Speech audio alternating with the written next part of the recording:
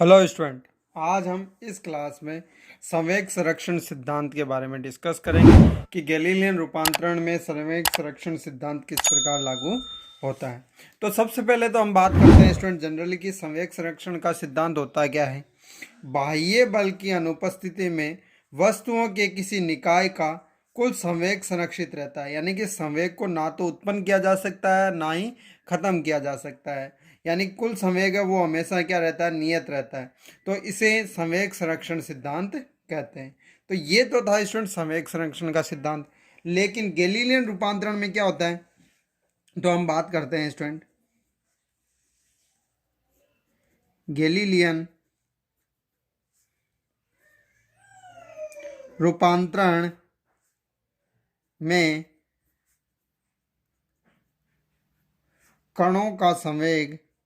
कणों का संवेग अपरिवर्तित नहीं रहता है, क्योंकि परिवर्तित और संवेग संरक्षण का सिद्धांत कहता है कि कुल संवेग निकाय का वो क्या होता है, संरक्षित, यानी कि अपरिवर्तित रहता है। लेकिन हम कहते हैं गैलीलियन रूपांतरण में कणों का संवेग अपरिवर्तित नहीं रहता है। क्यों नहीं रहता, हम कारण लिखेंगे। क्योंकि कण का वेग भिन्न भिन्न जड़त्वीय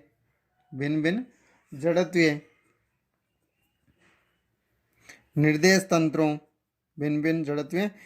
तंत्रों यानी कि क्यों गैलीलियन रूपांतरण क्या होता है, एक जड़त्वीय निर्देश तंत्र से दूसरे जड़त्वीय निर्देश तंत्र में रूपांतरण ही होता है। तो भिन्न भिन्न जब अलग अलग जड़त्वीय निर्देश तंत्र लेंगे तो कण वेग, जो हमारे पास कण का वेग है स्टूडेंट, कण का वेग भिन्न भिन्न जड़त्वीय निर्देश तंत्रों में भिन्न भिन्न प्राप्त होता है,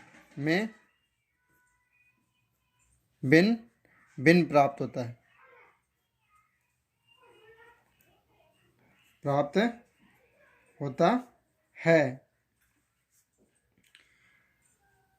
परंतु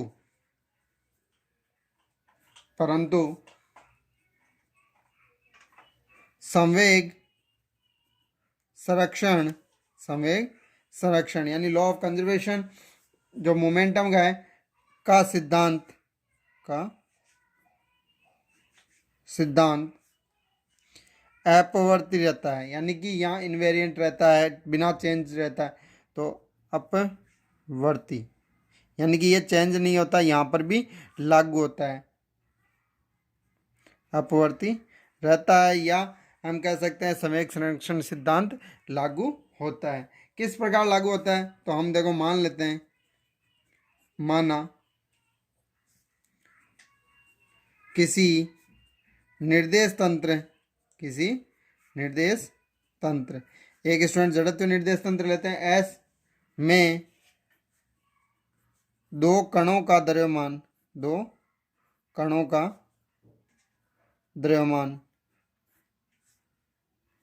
m1 व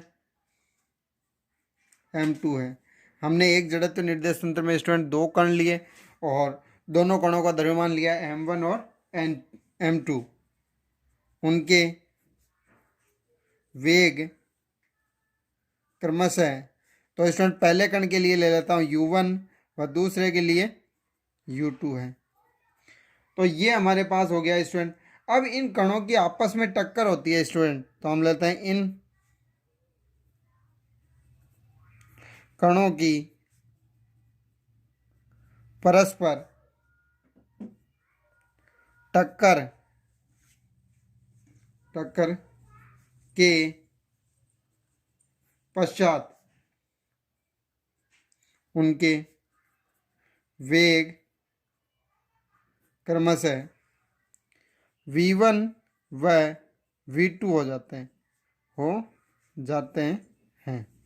यानी कि हमने एक निर्देश तंत्र लिया स्टूडेंट S और उसके अंदर, तो हम यहाँ एक निर्देश तंत्र ले लेते हैं स्टूडेंट कि हमारे पास ये निर्देश तंत्र है जिसमें x axis and y axis, और थर्ड होगी स्टूडेंट वो होगी हमारे पास z एक्सेस। ओरिजिन होगा O ये एस निर्देश तंत्र है। इसमें कोई दो कण लिए मैंने स्टूडेंट, एक कण का मास हमारे पास m1 है, दूसरा कण लिया वो मेरे पास m2 है। जब इनकी अब स्टूडेंट ये किसी भी डायरेक्शन में चल रहे हैं, तो डायरेक्शन में सपोज करो कि हम एक दूसरे के विपरीत डायरेक्शन में हैं, ये u1 से हैं और ये u2 वेग से हैं, लेकिन ये किसी स्थान पर टकराते हैं तो इनका कोलिजन होता है, टक्कर होती है आपस में। तो टक्कर होने पे स्टूडेंट द्रव्यमान m1 m2 कण, लेकिन टक्कर होने के पश्चात ये क्या होंगे, फोर्स के अकॉर्डिंग किसी डायरेक्शन में चलेंगे जहाँ पे इनके वेग v1 एंड v2 ले लिए।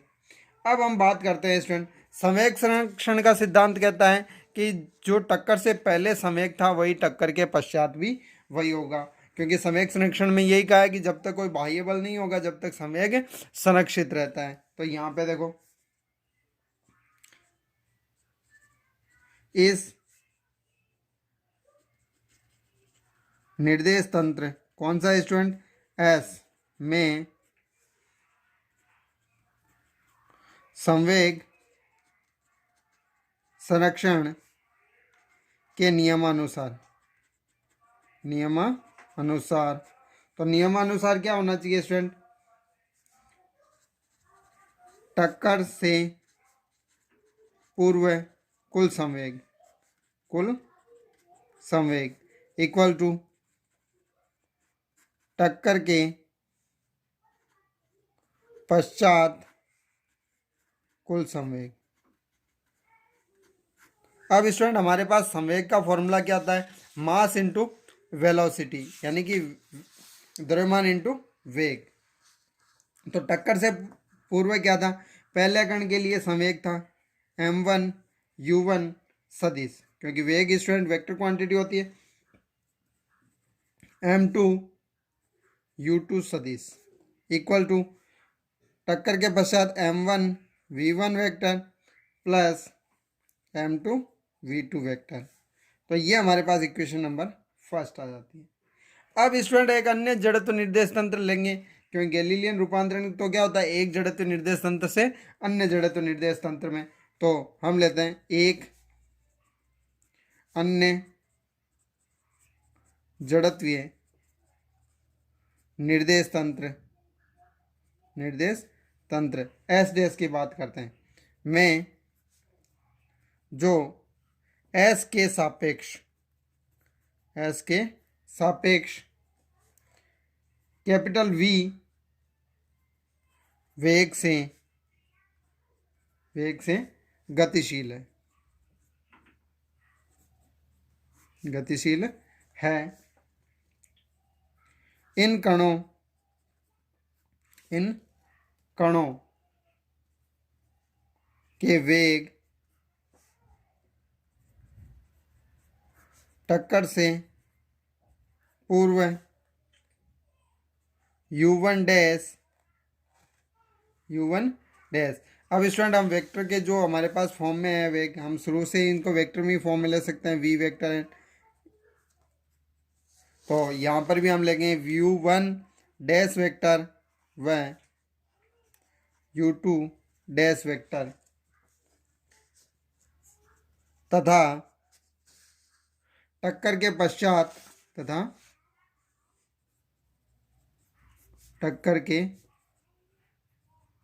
पश्चात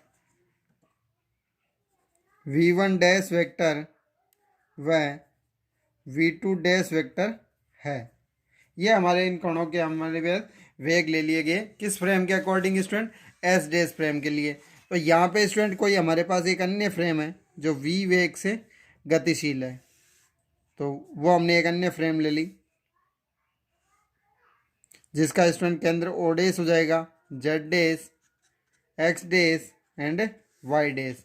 तो इसके अकॉर्डिंग हमें इनके लिए देखना है किस प्रकार से परिवर्तित होते हैं। तो यहाँ पर भी संवेग संरक्षण का नियम लागू हो गया स्टूडेंट।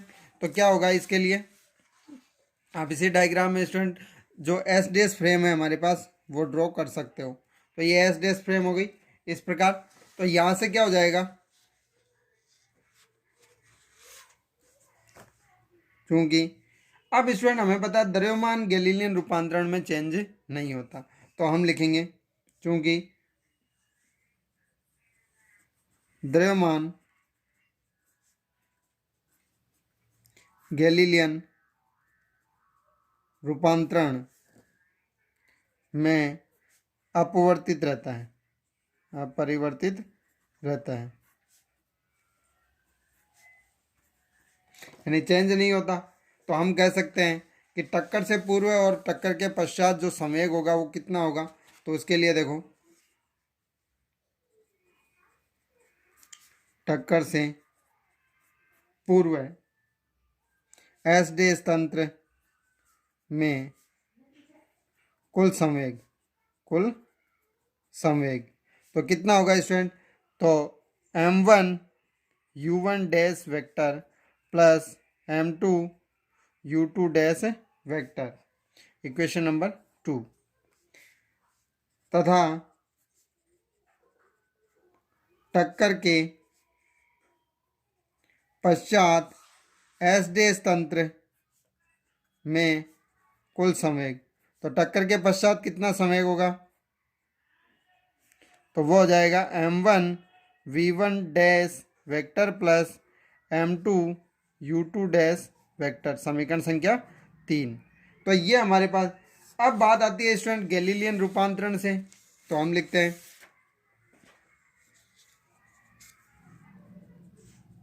परंतु रूपांतरण कौन सा है स्टूडेंट हमारे पास, गैलीलियन रूपांतरण, यानी एक जड़त्व निर्देश तंत्र से दूसरे जड़त्व निर्देश तंत्र में संबंध। तो परंतु गैलीलियन रूपांतरण क्या कहता है कि हमारे पास जो वेग है स्टूडेंट वो चेंजमेंट नहीं हो। तो इसके अकॉर्डिंग हमारे पास गैलीलियन रूपांतरण, वेग का गैलीलियन रूपांतरण क्या होगा, जैसे u1 डैश है, सॉरी u1 वेक्टर जो इसका प्रारंभिक वेग था वो हमारे पास। अब स्टूडेंट यहाँ पे क्या हो जाएगा, टक्कर से पश्चात है, लेकिन यहाँ पे गैलीलियन रूपांतरण के अकॉर्डिंग ये जो एस डेस तंत्र है स्टूडेंट, ये हमारा कौन से वेग से गतिशील है, ये v वेग से गतिशील है।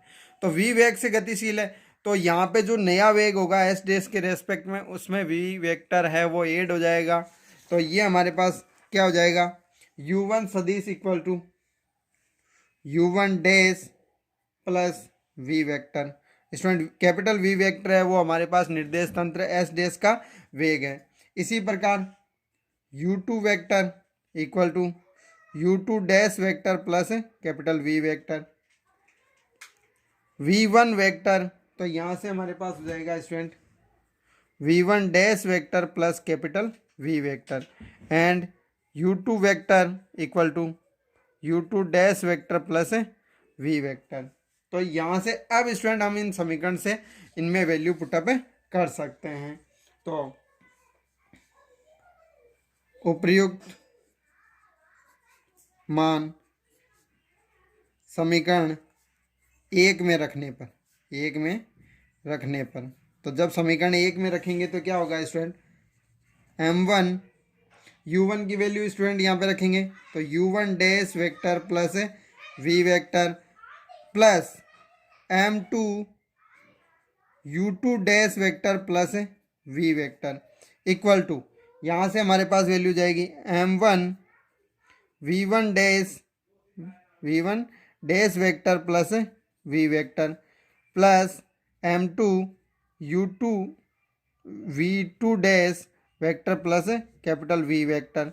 अब स्टूडेंट जब हम इन्हें सोल्व करेंगे तो हमारे पास वैल्यू क्या आ जाएगी, देखो m1 u1 dash vector plus m1 capital v vector plus m2 u2 dash vector plus m2 v vector equal to m1 v1 dash vector plus m1 v vector plus m2 v2 dash vector plus m2 v vector. तो यहाँ से हमारे पास student cancel क्या हो जाएगा, तो यहाँ से हमारे पास वैल्यू आ जाती है m1 u1 dash vector plus m2 u2 dash vector equal to m1 v1 dash vector plus m2 v2 dash vector. ये हमारे पास समीकरण 4 आती है स्टूडेंट। अब समीकरण 4 है वो क्या कहती है कि टक्कर से पश्चात जो टक्कर से पूर्व है कुल संवेग है और टक्कर के पश्चात कुल संवेग है वो दोनों ही क्या है, इक्वल है। तो हम लिख सकते हैं, तो हमारे पास क्या वैल्यू आ गई देखो,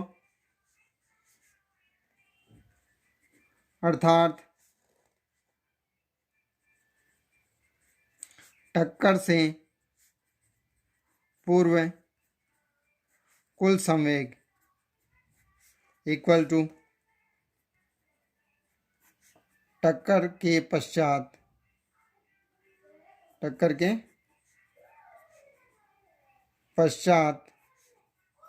कुल संवेग। और स्टूडेंट किस में है, डैश में है, इसका मतलब एस डैश तंत्र के अंदर है, तो हम लिख सकते हैं अतः एस डैश तंत्र में बी गैलीलियन रूपांतरण में संवेग संरक्षण law of conservation of momentum, संवेग संरक्षण का सिद्धांत लागू रहता है, ये लिख सकते हैं।